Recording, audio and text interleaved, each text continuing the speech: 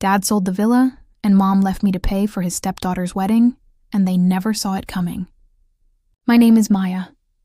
If you ask me about the most beautiful memory of my childhood, I'd probably only remember the days when Mom was still alive. Our lakefront house was always bathed in sunlight, filled with Mom's laughter, and every night she'd hold me close and whisper, "You are my greatest pride."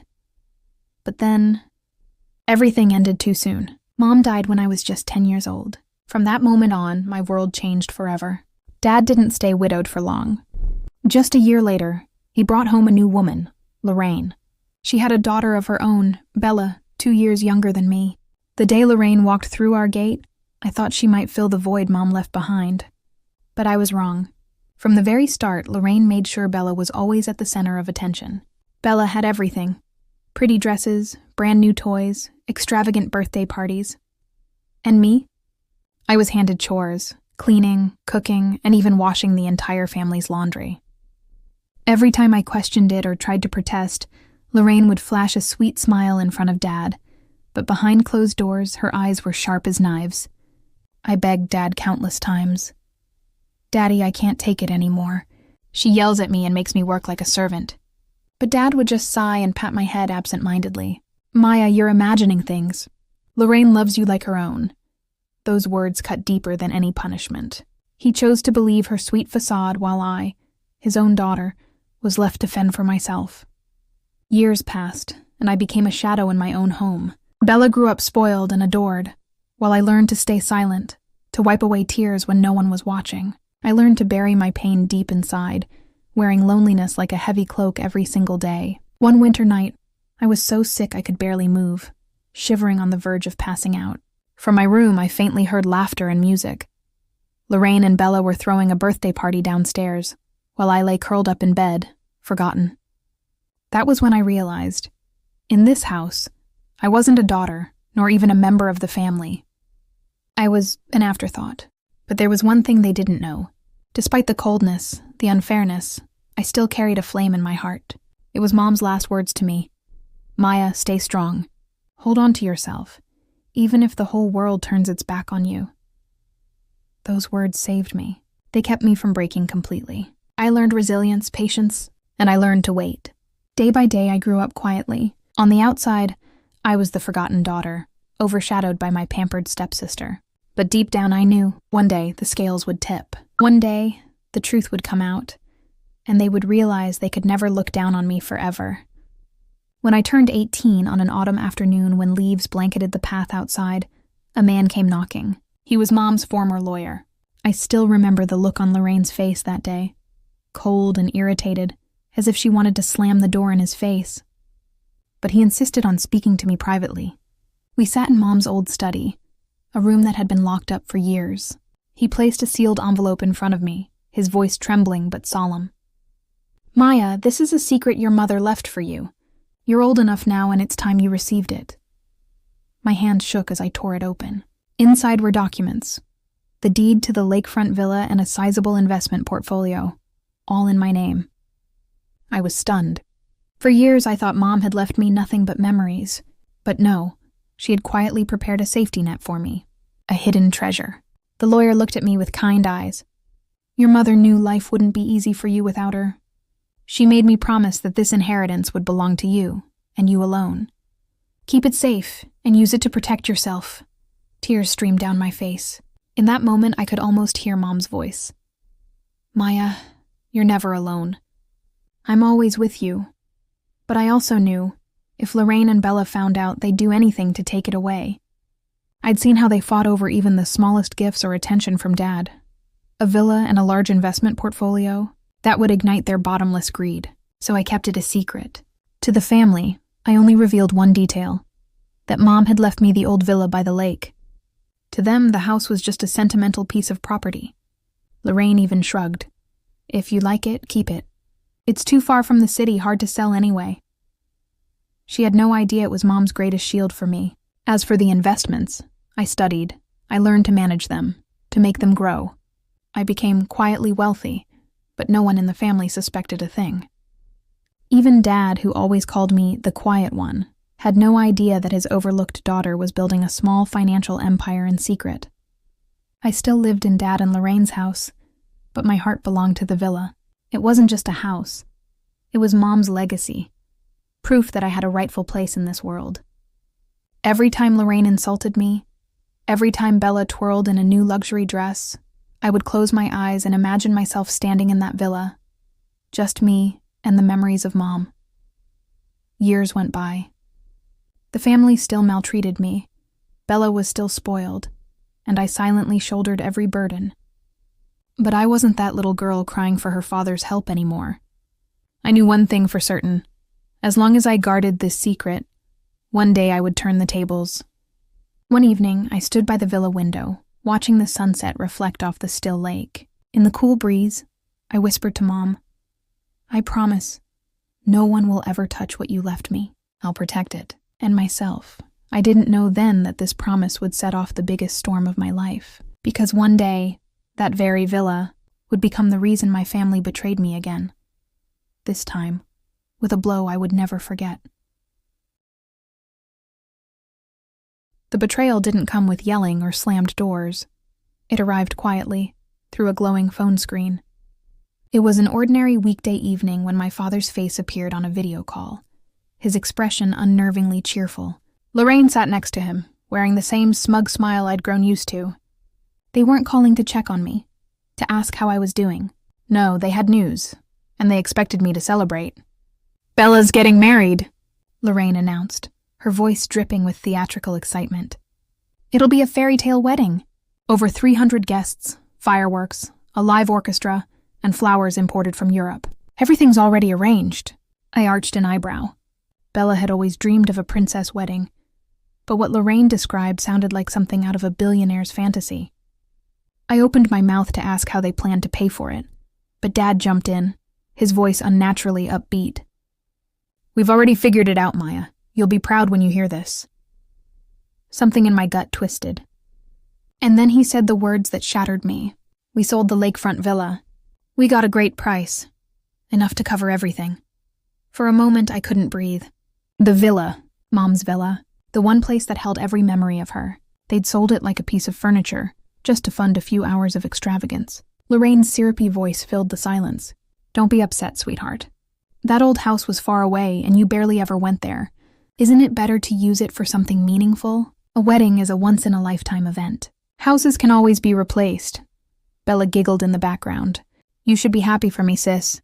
We booked the Grandview estate, and I'm getting a custom gown from Italy. This is going to be the most magical day of my life. All thanks to your villa." "My villa." I repeated the words silently, each one tasting like poison. I swallowed hard, forcing my voice to stay steady. "You forged my signature, didn't you? That property is in my name. No one has the right to sell it but me." Dad cleared his throat, attempting to sound authoritative. "Maya, you're being dramatic. Family makes sacrifices for each other. We're all one unit. You'll have plenty of opportunities. Bella only gets one wedding. Family." I almost laughed. For years, they treated me like a servant, a wallet, a tool to achieve their dreams. And now they dared to call this theft a sacrifice for the family? In that moment, I saw them for exactly what they were. Lorraine with her fake grace, Dad avoiding my gaze, Bella glowing with triumph like she'd just won a prize. Not 1 ounce of shame, not a single glance of remorse. My heart cracked, but from the rubble rose something else. Clarity. They thought I'd swallow this betrayal like I'd swallowed years of neglect. They thought I'd smile, send a wedding gift, and stay quiet. But this time, they were wrong. I smiled faintly, my voice calm enough to unsettle even myself. "Congratulations, Bella. I'm sure this wedding will be unforgettable." And then I ended the call. In the darkness of my hotel room overseas, I didn't cry. There were no tears left, only a cold, razor-sharp resolve. They had no idea who they'd awakened. From the day Mom died, she'd left me more than just a house. She'd left me a shield, a weapon, and now Dad, Lorraine, and Bella would pay for touching it. Their betrayal would be their biggest mistake. I opened my laptop and entered the password to the digital vault I'd built over the years. Inside were neatly organized files: contracts, deeds, bank statements, investment records. None of them knew that I had quietly transferred the villa's ownership years ago. Not to myself, but to a holding company I owned, Aurum Holdings. Which meant The documents they signed were forgeries, and their sale was a fraud. I chuckled softly. They thought they were clever, but they were nothing more than greedy amateurs. In their eyes, I was still the obedient girl, easy to manipulate. They'd never imagined I'd outsmart them. I picked up my phone and dialed Evelyn, my closest friend from college, now a sharp, unstoppable attorney. When her voice came through the line, I felt a surge of power. "Evelyn, they sold the villa," I said calmly, like I was reporting a business deal. "The thing is, it's owned by Orem Holdings." Silence on the other end. Then Evelyn's shocked voice. "Oh my God, Maya, do you realize what they've just done? They've committed corporate fraud. They're in deep trouble." I leaned back in my chair, eyes closed. I know, and I'm not stopping them. I'm going to let them dig their own grave. That night, I began planning, quietly, methodically, like a storm forming far offshore, silent but deadly. I combed through every financial record I'd kept for years. My father's mortgage payments? I'd covered them. Lorraine's maxed-out credit cards? Paid off by me. Bella's tuition and luxury shopping sprees? All funded by me. The total sum was over $1 million, a fact none of them had ever known. I printed every document, every receipt, and bound them neatly into a thick dossier. Each page was a bullet, and I would fire them all when the time came. Standing at the hotel window that night, overlooking Singapore's glittering skyline, I whispered, "I'm sorry I let them touch your house, Mom. But don't worry, they won't get away with it. Not this time. I'll stand up." My phone buzzed endlessly with messages. "Maya, don't be mad. We only did this for Bella. You'll understand. We're family." Family. I clenched the phone so tightly my knuckles turned white. Family doesn't forge your signature. Family doesn't steal from you. Family doesn't betray your mother's memory. I turned my phone off, let them panic in the silence, and in that darkness I began to write my plan. A plan to show them that the quiet, overlooked girl they dismissed for years wasn't just capable of enduring. She was capable of striking back. I wouldn't rush. Silent storms don't roar until they're ready to destroy everything in their path. And I, Maya, the abandoned daughter, the family's scapegoat, was becoming that storm. The day they'd been dreaming of, the day Bella and Lorraine bragged about to anyone who'd listen, was approaching fast. But instead of glittering chandeliers and lavish celebrations, they'd soon find themselves trapped in a nightmare, one I'd been preparing all along. Just a week after that fateful call, the bank officially froze the funds from the fraudulent villa sale. The transaction was flagged for investigation. In other words, the money they thought they had, it was nothing more than numbers on a screen. That morning, I got an email from Destiny, the wedding planner Lorraine had hired for a sky-high fee. The message was brief. First payment bounced. "Please contact us urgently." I didn't respond. I just sipped my coffee and waited for the dominoes to fall. A few hours later, the family group chat erupted. "Bella, Mom, the florist canceled our order. They said the payment didn't go through." "Lorraine, relax, it's just a glitch. Your father's calling the bank, Dad. Stay calm. This is just a delay. Everything will be fine." I read every line, a cold satisfaction curling in my chest. For years, I'd watched them laugh at my pain. Now it was my turn to sit back and watch them drown. The next day, the situation escalated. Grandview Estate, Bella's dream venue, sent a blunt email. "We cannot hold your booking without payment within 48 hours. If not, your reservation will be canceled." I could practically see Bella losing her mind, screaming into her phone, ordering me to fix everything. "Maya, you have to help me. This is my wedding. You can't ruin it!" I didn't answer. I let the voicemails pile up with accusations, threats, and sobbing. And I listened to every single one without an ounce of guilt. Lorraine started panicking.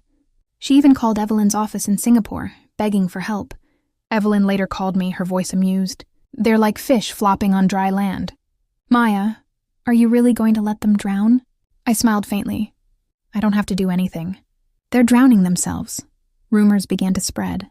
A staff member from the venue leaked a photo of the canceled contract online with the caption, $1 million wedding falls apart after non-payment. Within hours, it went viral. Whispers spread across town. Turns out their wealth was all fake. Imagine a bride like that. Can't even pay for her wedding. Bella, who had built her image on social media as a glamorous princess, was now being mocked as a fraud. Lorraine's phone calls became frantic. "Maya, you don't understand. This is all for Bella's happiness. You're her sister. You have to help her." I laughed softly, bitterness lacing every note. For years I'd said, "I need you, Dad. I need you, Mom." And no one listened. Now they were saying, "You have to help." Too late. Far too late. Bella's dress-fitting day, what should have been her moment of triumph, turned into disaster when the boutique called Lorraine directly. Payment declined. "We must cancel your order." Bella fainted on the spot, while social media erupted with ridicule. Every desperate email from Destiny, the wedding planner, was short and frantic. "Vendors are pulling out. I can't control this anymore. Please call me." I simply hit delete. That night, I stood by the window again, watching the city lights below. "Congratulations on your wedding, Bella," I murmured. "You'll never forget this day. Just not for the reason you dreamed of." And somewhere in the house they called home, I knew they were surrounded by chaos, clinging to each other like drowning rats. But no one was coming to save them.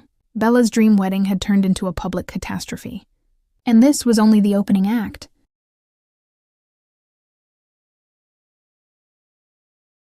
Every single page was a weapon, not just proof of the stolen villa, but evidence of everything I had silently carried for them all these years. I still remember the weight of the pen when I wrote that letter. My voice echoed in my own head as if I were standing in a courtroom already. "Father, Lorraine, Bella, for years you lived wrapped in silk and diamonds, spending without limits. You thought it was luck. You thought it was your own effort. But behind every dollar, every debt erased, every luxury you flaunted, was me, the daughter you abandoned. I paid your loans, Father. I cleared your credit cards, Lorraine. I funded Bella's tuition, her designer handbags, her perfect little life. Over $1 million. And tonight it ends." I sealed the letter with the dossier and sent it both by email and courier. At the very bottom, one final line. "The angel in the shadows is gone. From now on, survive on your own." Hours later, my phone trembled with calls. Father, Lorraine, Bella, desperate voices begging to be heard. I didn't pick up. I just pressed play. Father's voice cracked, trembling. "Maya, was it you? You carried us all this time? Why? We're family. How could you—" Then Lorraine, her tone sharp but laced with panic. "What do you want from us? Do you want to destroy this family? Maya, you're tearing us apart." And Bella, screaming, venomous, "You're insane. You ruined my wedding, my life. You've always been jealous of me. I will never forgive you." I listened, and I smiled. A cold smile. Gratitude was never in their vocabulary. Remorse, not a chance. They were angry only because their puppet had cut the strings. Then came Evelyn's call. My lawyer, my friend. Her voice was electric. "Maya, the court has ruled. The villa sale is null and void. Fraud, forgery, the works. From this moment, the estate belongs solely to RM Holdings, which means it belongs to you." I closed my eyes, drawing in a deep breath. My mother's villa, finally restored, not by mercy but by justice. But I wasn't finished. I logged into an anonymous account I had prepared for years. One click, and the truth went live. Screenshots of debts, credit card statements, tuition bills, all proof that their golden lives were built on my silent sacrifice. The post exploded online. Thousands of comments poured in. So the forgotten daughter was the real savior. Leech bride, greedy stepmother, shameless father. If I were her, I'd walk away too.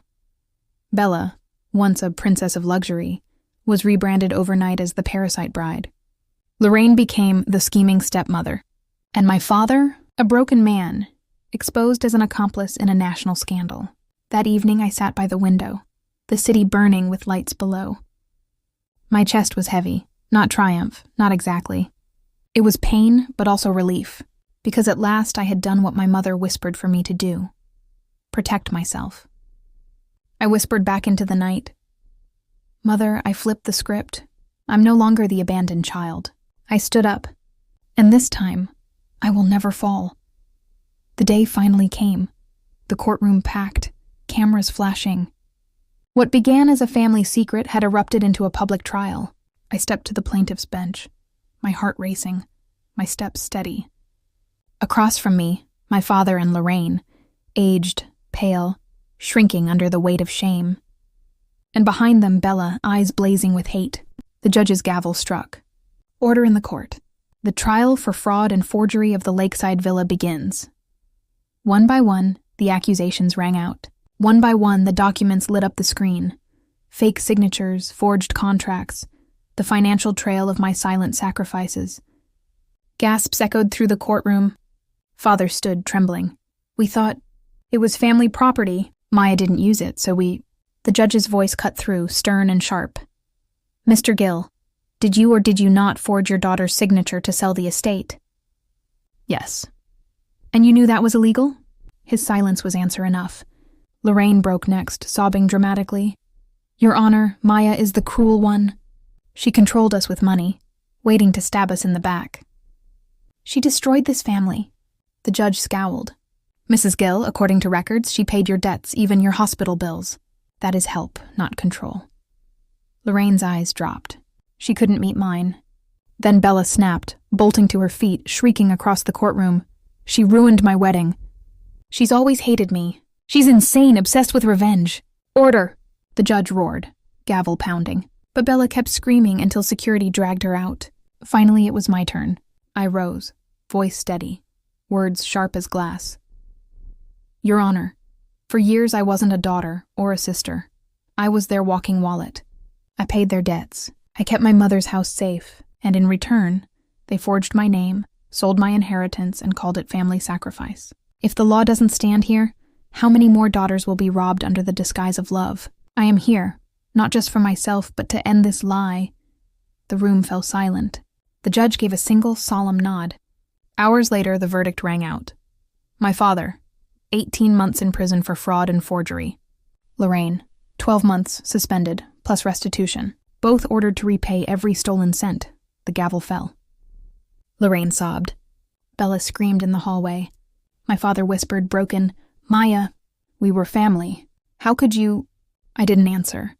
I walked out, tears in my eyes, but not from weakness. From release. Justice had spoken my name. That night I returned to the villa. The scent of lavender lingered, the piano still dusted, my mother's photo untouched. But standing there, I knew this house wasn't my mother's. She was inside me, the strength she left behind. The next morning I signed the papers. I let the villa go. My hands did not shake. Freedom tasted like ash and sunlight at once. I walked out the door for the last time, and for the first time I smiled. For me. I'm Maya, no longer a discarded child, no longer their bank. I am a woman who walked through fire and came out whole. And if you're listening, remember this. Not every blood tie deserves the name family. Family doesn't betray. Family doesn't sell your soul for their dreams. Sometimes to save yourself, you have to burn the bridge, and only when you walk across the ashes. Do you finally find freedom?